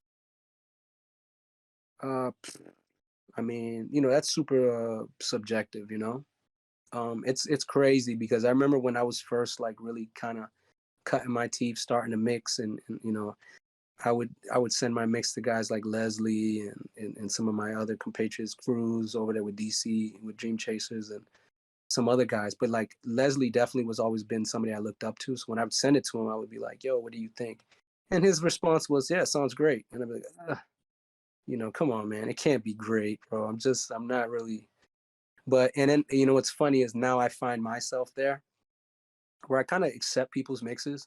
You know what I mean? Like if that's the sound they were going for, then I'm cool with it. Like very rarely. I mean, there is times, I ain't gonna lie, and I'm not gonna put nobody out there. There is times when I've heard some projects where I'm like, wow, like that's the final. That's what they put out. You know what I mean? But more so for me, it's very simple. Is the beat hitting? Is the vocal clear? And and am I feeling something? Is the emotion being you know brought through the speakers? Am I feeling it? If as long as that's all happening, then shit, man, y'all winning. Because as sometimes there's certain guys that I look up to that personally I don't mix like that. Some guys have their vocals kind of sit deeper in the mix, and some guys have their stuff stand out more. And there's different techniques that personally I don't do myself, but I appreciate the way they do it. You know what I mean? Like one of the geniuses of that is Serban. Like Serban can have his vocals sit so deep in the mix, but see so clear. It's like fucking magic. It's mystical. I don't know how he does it. You know what I mean? But Yeah, so that's things that I appreciate. So if I can hear the vocals well and the beat is hitting and I'm feeling the vibes, cool with me. facts. That's a great answer. Um, let's see. DC Maybon says, "Thank you, Eddie, for doing this despite being under the weather. Mad respect to you." I I agree with appreciate that as well. Appreciate you. Um, this is the last question, I think. It says, "What's one thing you learned from Gucci Mane that you share with us?" Work ethic. That goes between him and Ross. Both have a different type of work ethic. Gucci specifically, Gucci's a businessman, and he wastes no time. He wastes no money. Time is money, and he doesn't waste any of it. Um, Punctual. And I'm not here to fuck around. That's basically the attitude. And I think that's why we got along. We get along so well. Is I'm not here to fuck around either. I'm not here to play. Um, Whenever as an engineer, you're a hired gun. You're here. You're paid to be here. So be on point, man, and be the best you can be, and bring everything that you're supposed to bring on your end. The producer's going to do his thing. Artist is going to do their thing. Make sure you're doing your thing, and make sure you all things in your scope are being handled and handled well. So that's what I get from him, and the same thing pretty much with Ross too. Both of them are early risers. Both of them, let's get to the business early. The earlier, the better. Kind of on that early bird gets the worm type shit. You know what I mean? Like, and just not wasting no time, man. That hanging around, showing up to the studio, don't even know what you're gonna do. We're gonna fish for beats. We don't even know if we have a beat. And 4 or 5 hours go by, and your girlfriend coming through, and your boys coming through, and now you got a phone call. Like, that shit don't fly with the bosses. You know what I mean? Like the Yeah, people that, man, they'll tell you, man, go ahead and take that call, man, and stay out the room, man. Don't come back. Like, we didn't get into too much of it, but that's like really how I came up. It's a real. Ross has a saying. It's in his second book too. It's called Gabos, which means the game ain't based on sympathy. wow. Meaning, like, even the fact that I'm here, yeah, I got a stomach flu and I was throwing up all day and shit. The show don't fucking stop, man. Oh, my tummy hurts. Oh, your tummy hurts. All right, well, go lay down, man. We'll find somebody else that can get it done. Right. And that's where I come from. I come from a world, this hip hop. When I started this industry, I came in here, starry eyed, and I just wanted to make music. It just so happened that I entered into the hip hop realm of music. And you got to remember, most of these guys are gangsters, hustlers, and who knows what else they've been involved in. So you gotta be able to man up in those situations, and there ain't too many excuses, and it definitely ain't no sympathy for you, because all of these guys had to hustle their way up and beat all odds to get to where they're at. So the last thing they need is somebody like you to slow them down now, and they'll be damned if you're gonna be the guy that slows them down. So I take that. Damn, hold on, totally fucked up here. I'm trying to get out of this shit. You It's hear all me? good. Yeah, we can hear you. All right, hold on. I was trying to exit out of this shit, and then I ended up entering it. Right. So back to my little spiel there, and this is what I would love to leave everybody with is, you know, um, like I tell my son, I said every year, my son on his birthdays, I tell him, I said every year you get older, the less and less people give a fuck. You know what I mean? The less and less people. My dog died. My fucking, whatever. My tummy hurts. Hey man, you want to make money or you want to be great? Well, fucking, it's time to fucking strive and surpass. You know what I'm saying? It's time to go above and beyond what you think is your capabilities. You know what I mean? So it's like that's what I live by. That's kind of been my work ethic. Sometimes to a fault, because uh, it's hard to get me out of the studio sometimes, man. Because as long as there's money on my desk, I'm gonna go collect that money. Sure. Versus hanging out, versus going on the date, versus whatever. You know what I'm saying? So that's what I've learned from both of those guys. And some of that shit was learning the hard way. Some of that, they were all life lessons, and I love both of them for it. I consider them both big bros and mentors. Because those guys both are self-made. You know what I mean? Those guys didn't have a penny in their pocket when they started this shit. Gucci, and specifically Gucci, some people still think Gucci should still be in jail. So the fact that he was able to bounce back and come back and be a businessman, and now being considered a GOAT, who am I to stand in the way of that and slow that down for him? So because I carry myself that way, me and him have built a rapport, because he can see that in me and understand that I get it, and I'm here for the ride. You know what I mean? Somehow, some way, because trust me, you're always gonna get a call. It's never as much as it'll be 20 years in September, and there was a point where I thought I had it all figured out, and I think, okay, things are gonna move the way they're gonna move, and I got control of this. It's never gonna be fully in control. It's always chaotic. There's always last minute calls. There's always gonna be that, hey, can you get to New York tomorrow? Hey, we need you in Atlanta this day. And you might have a whole bunch of shit set up, and hey, can it wait? And you got to be real with yourself sometimes, because sometimes, hey, you have a Mother's Day and all that shit, but be real with yourself. How much time do you really need to hang out with mom? Can you get lunch done with mom and then leave mom, and then can we get to this business, or what? Right. Birthdays, all that shit, man. I remember Ross would tell us, man, Christmas. He said Christmas for the kids, man. After you open your presents, I'll see you at the studio by 3. We'll open all the presents and shit, but let's get on with our day, man. What the fuck else you gonna be doing? Sitting on the couch, watching old movies and shit. Man, you Yeah. could be making money, man. We could be making, history. Facts. That's big You know, fact. yeah, for sure. And I can go on that for days and days, man, because that's really the life I live. Like, well, last thing I'll leave you with is when I saw the documentary, what's the Jordan one? That Jordan documentary where they talk about the Bulls' last run, the Last Dance. Huh. And a lot of people talk about, oh, he wasn't a good teammate. He was, but he brought all of those guys to 6 championships and made them a part of history. So it's not always going to be smooth.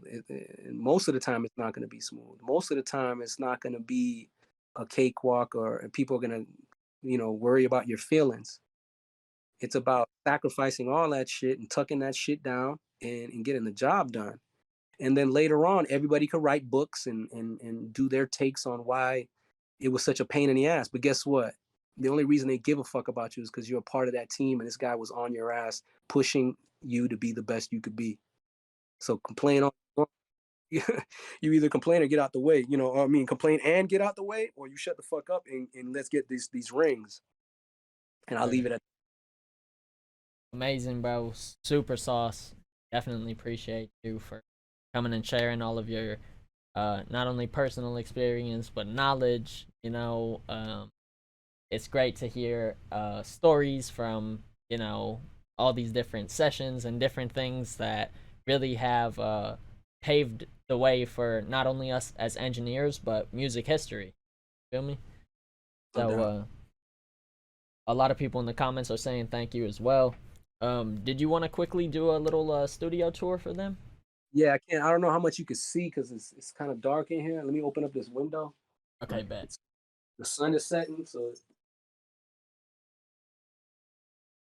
yeah. Boom. Cool. So I got my little controller, which is funny. It's really, I only really use this when I'm like getting drum sounds, like when I'm getting my levels. And then I really don't touch it unless, like I told you, if I'm feeling the vibes and I maybe do like a ride, a vocal ride, or like a delay. But for the most part, it's just the aesthetic. I ain't gonna lie. I love to see the meters. I like to see meters here. I like to see meters there. I like to see meters down here. So this is the satellite going into the master bus processor. I do have the Moog EQ4.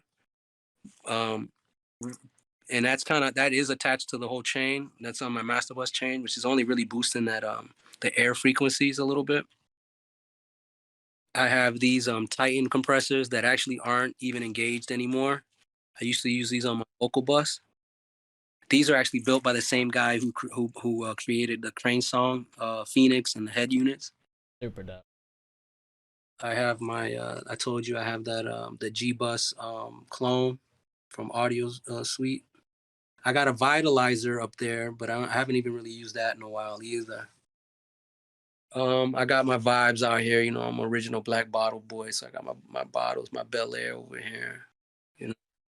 I'm a 80s, 90s baby, so I got a lot of Transformers and shit. I got some shit from these are some of the albums that we didn't get any like certifications on, but I just made I had my framer make these for me.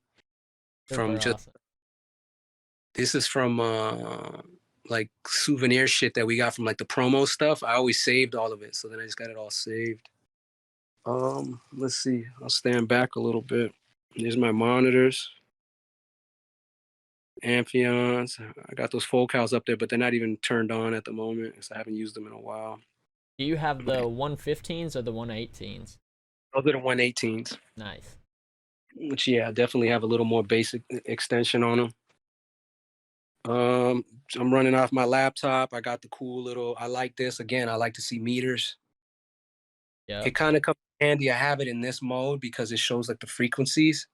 So definitely when it's bass and stuff like that going on, it's definitely a good meter to look at when I'm first getting my drum sounds. Yeah. But again, it's like an aesthetic thing for me. Honestly, I just like to see meters going. It's just fun. Dangerous monitor. Super Real dope. clean. Is Got that an Aurora.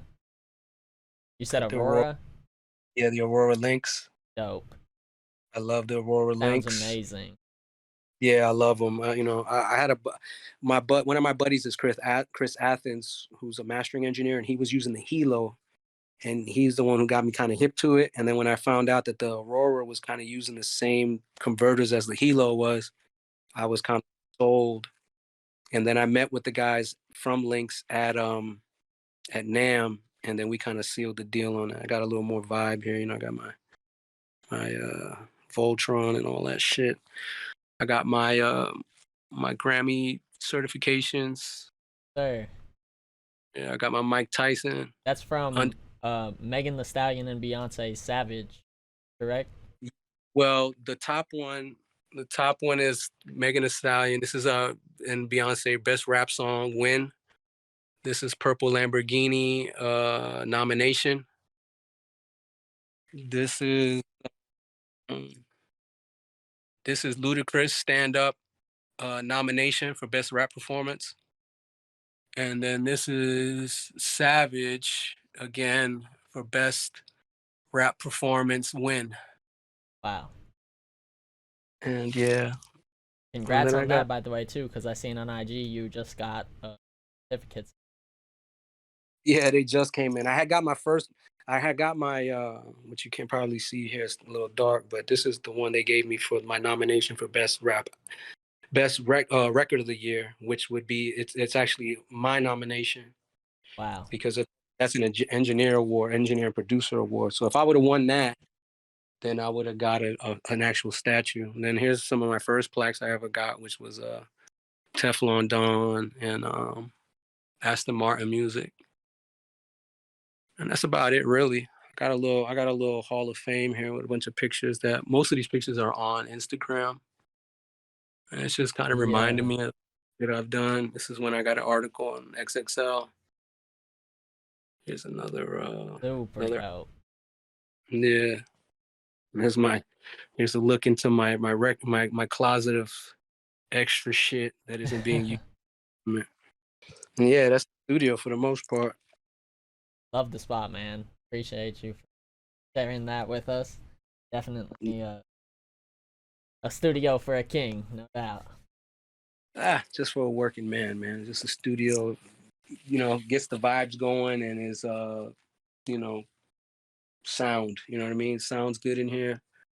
I got some more stuff I'm trying to do. I'm building a cloud for the top here, and I'm building a diffuser for the back wall back here, and then be fully done with that. But I got kind of like in a way where now the room sounds cool where it is, so I just kind of just been. Do you mix with a subwoofer or just mains? Right now it's just mains, honestly. My neighbor is kind of a fucking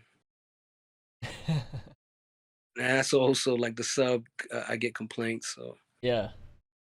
but I've learned how to kind of know what I'm doing with the sub just by through my speakers and shit like that. I know the way they kind of react, what my sub is doing, and Right. like I said, metering and stuff like that. Things like that can kind of clue me in also.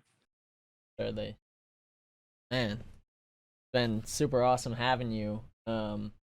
Before we go, I was curious, is there anything that you would like to shout out or plug for yourself? Let everyone know where they can find you, social media, your websites, maybe future things you're working on? eMIX305 is pretty much is all my socials. That's Twitter, Instagram, I think Snapchat. And once you go on Instagram, my website's on there, which is thespectrumtheory.com. You can get in contact with me there, and they got some of my like samples of stuff I've mixed and tracked, etc. I actually have to update it. I haven't updated it in a while.